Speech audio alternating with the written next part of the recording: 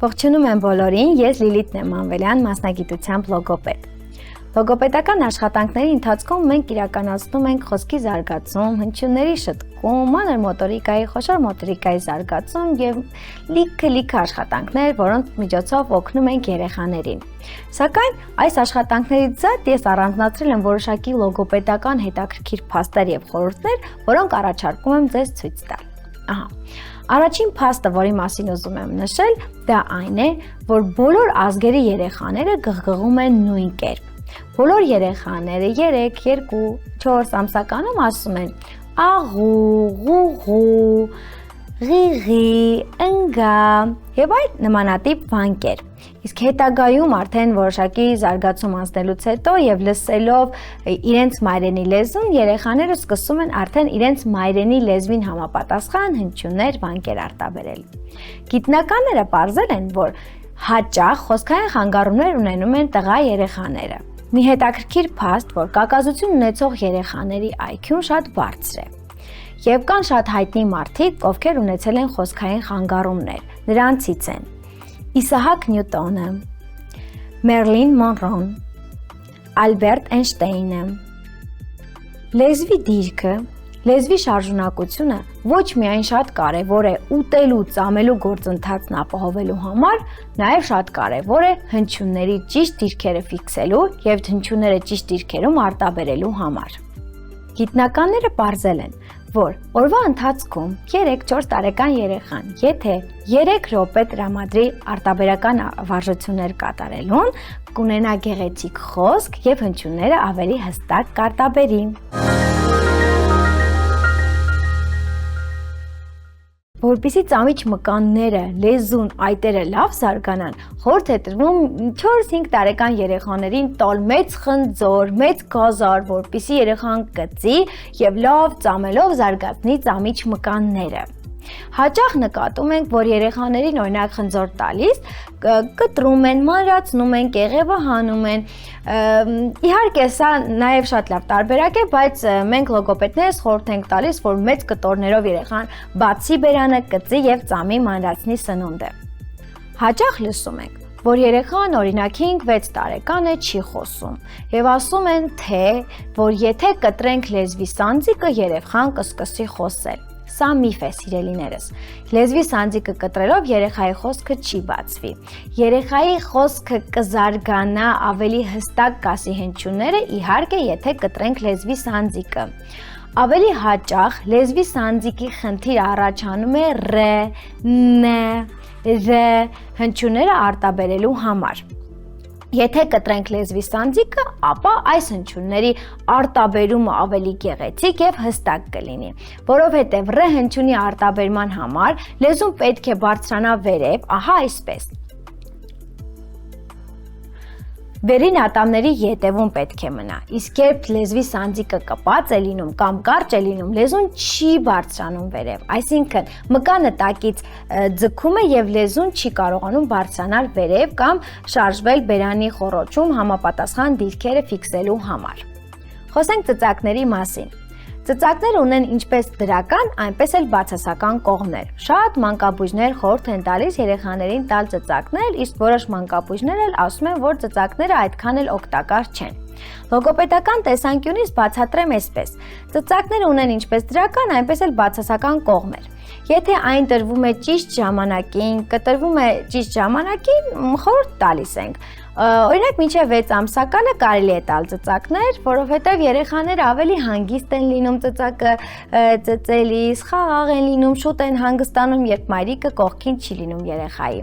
Բայց երկարաժամկետ ծծակների կիրառում օրինակ մինչև 3-4 տարեկանը խորհուրդ չի տրվում։ Երկարաժամկետ ծծելուց արդեն լեզուն մնում է միջին դիրքում, անդադար այս դիրքում մնալիս լեզուն լավ չի զարգանում։ Եվ լավ չզարգանալուց արդեն չի կարողանում հեշտությամբ պտտվել բերանի խոռոչում, հեշտությամբ գտնել հնչյունի դիրքերը եւ գեղեցիկ արտաբերել հնչյունները։ Լեզվի ծծակի համար առաջարկում եմ հետաքրքիր մի լուծում, որ կարողանաք կտրել երեխաներին։ Կարող եք ծծակը ծայրից աստիճանաբար կտրելով, ասեք, որ ահա վերջացավ ծծակը, մենք կարող ենք արդեն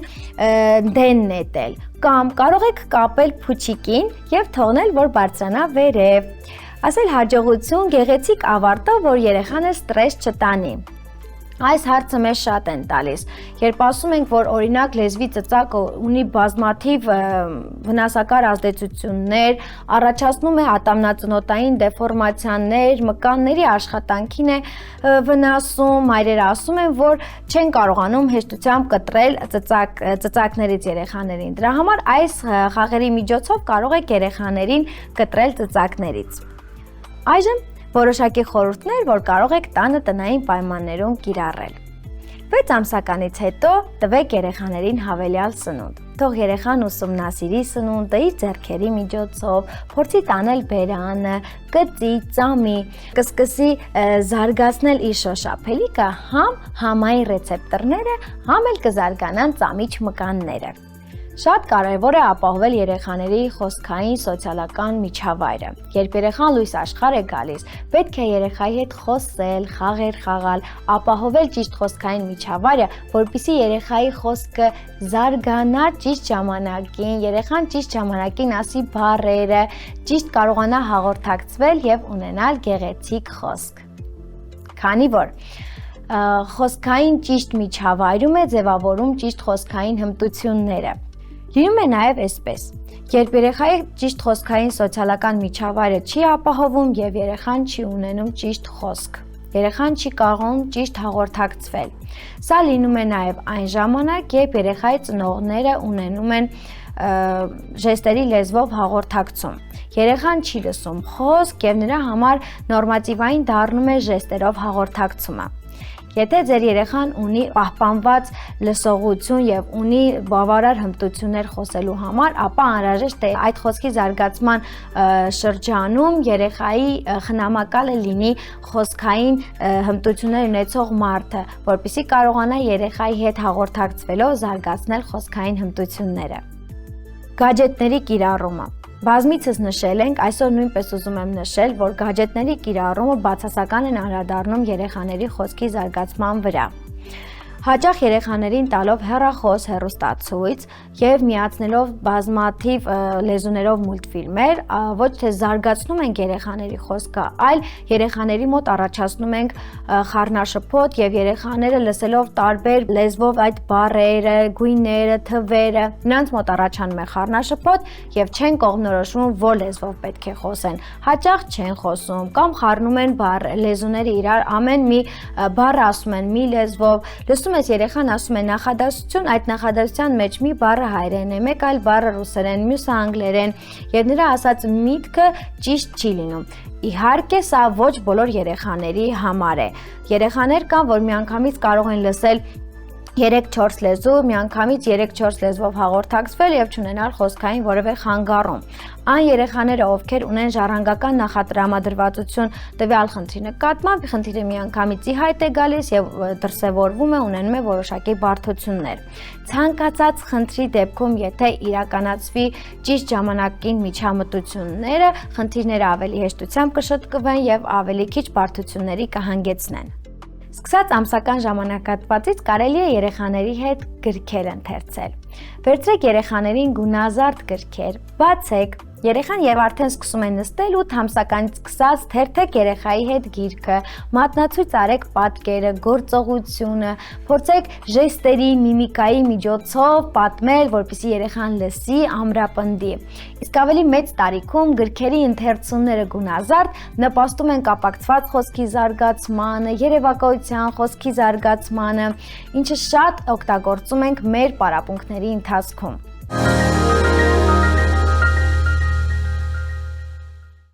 Խորհուրդ է տրվում երեխաների հետ երգել տարբեր մանկական երգեր։ Երգերի միջոցով երեխաներին սովորեցնում ենք տեմպ, ռիթմ, բառապաշարն ենք հարստացնում, հնչյուններն է երեխան ավելի գեղեցիկ արտաբերում, մկաններն են զարգանում, եթե մենք իհարկե ցույց ենք տալիս ժեստերի, միմիկայի, շարժումների միջոցով։ Այս շարժումների միջոցով երեխաները ավելի լավ են ներգրավում, ավելի հետաքրքիր են խաղում։ Օրինակ կարող եք ջանիմ գնդակի երգը երգել, գնդակը վերցնել, գցել վերև, իջեցնել ներքև, գլորել, երեխաները շատ մեծ ուրախությամբ են խաղում։ Մենք պարապմունքների ընթացքում խաղում ենք եւ երգում ենք այս խաղը։ Եկեք միասին փորձենք։ Մատիկների վրա նկարում ենք ընտանիքի անդամներ եւ երեխայի հետ սկսում ենք երգել մատիկ ընտանիքը։ Մայրիկ մատիկ, հայրիկ մատիկ, քույրիկ մատիկ, եղբայր մատիկ, փոքրիկ բալիկ։ Երեխաները համ սովորում են մատերը շարժել, համ հետո կարող ենք ասել մայրիկը, որն էր մայրիկը, բութը, հայրիկը, ցուցամատը, փոքրիկ ճկույտիկը, ով էր փոքրիկ բալիկը։ Երեխաները շատ մեծ սիրով խաղում են այս խաղը։ Ահա եւ մեկ խորհուրդ, որ շատ է հանդիպում, երբ երեխային հարցնում ենք որևէ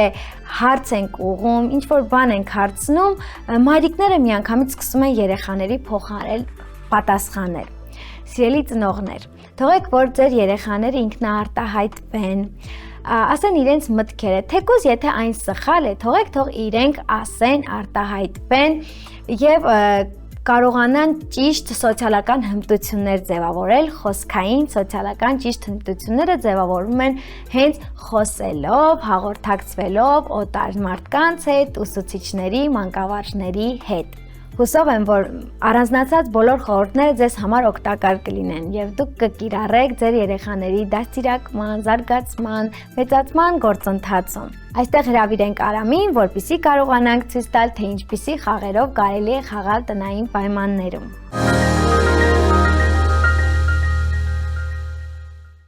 Լոգոպեդական աշխատանքներ իրականացնելիս ես առանձնացրել եմ որոշակի լոգոպեդական խորհուրդներ եւ լոգոպեդական հետաքրքիր փաստեր,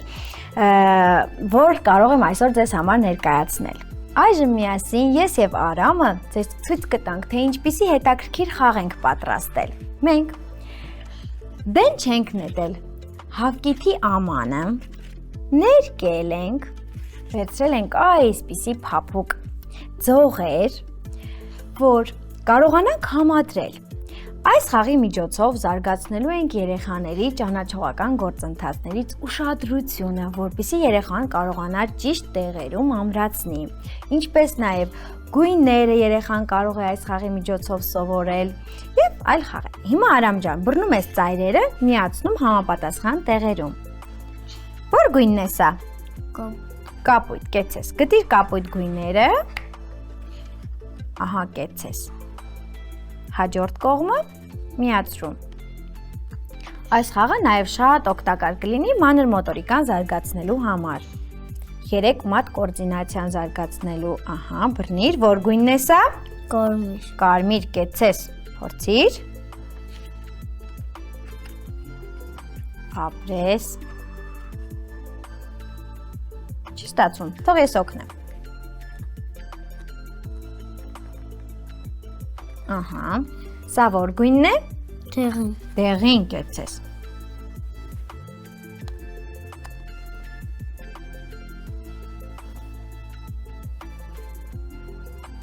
Ահա, սա որ գույնն է։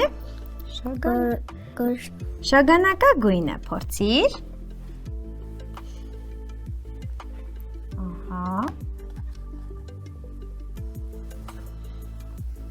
Ես էլ քեզ օգնեմ, հա, Արամ ջան։ Չէ, չօգնեմ։ Դու ինձ կօգնես։ Սեղմիր։ Սա որ գույնն է։ Կանաչ։ Կանաչը, ես էլ կարմիրները դնեմ։ Վերջինն էլ ամրացնենք, ահա, ստացվեց այսպիսի մի խաղ։ Սիրունից։ Հիմա կարող ենք քաշել եւ հանել, փորձիր։ Ահա, ամբողջը միասին կեցես, քաշիր։ Ահա, այսպես։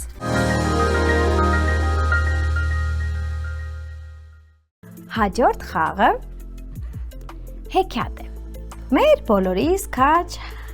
ծանոթ հեքիաթը։ Սա որ հեքիաթն է։ Պապն ու Շախկամ։ Ահա, պապն ու շախկամը։ Ահա, ես այս խաղը խաղում եմ հետևյալ կերպ։ Երգում եմ եւ երեխաներին երգելով ավելի հետաքրքիր է դառնում։ Հանենք հերոսներին։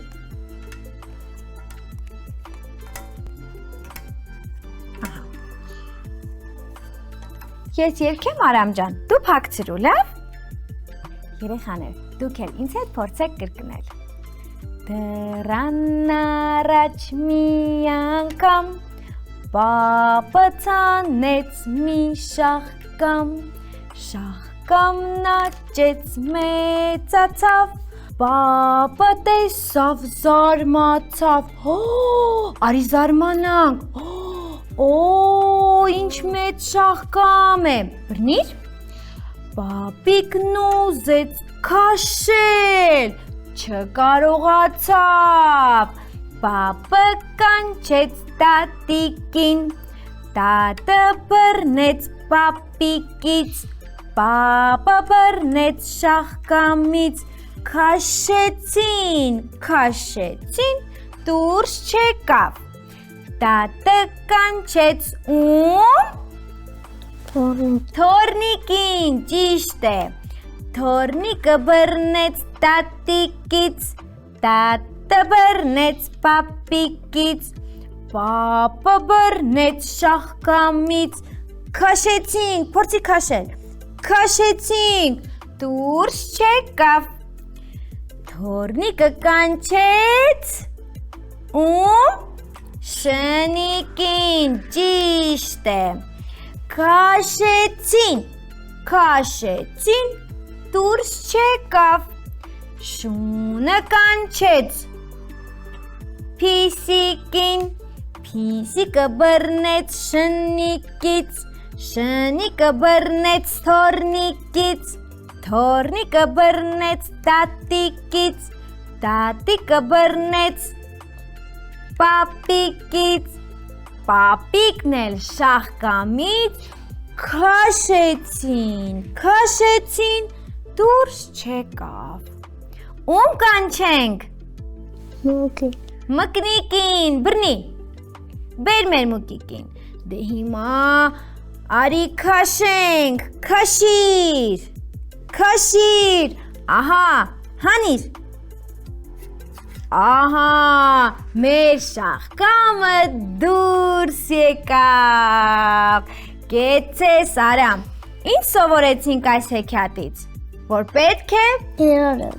օգնենք շատ ապրես, ճիշտ է, թվում է, թե մեր մուկիկը շատ փոքր է և նրա օգնությունը նույնպես փոքրիկ կլիներ, բայց ոչ, փոքրիկ մուկիկի օգնությունը շատ մեծ եղավ, ճիշտ է, դուք էլ երեխաներ օգնեք ձեր մայրիկներին, որպեսզի ձեր մայրիկները շատ ուրախ լինեն, այսօրվա համար այսքանը, ձեզ հետ Լիլիթ Մանվելյանը և Արամն էին, Stay tuned!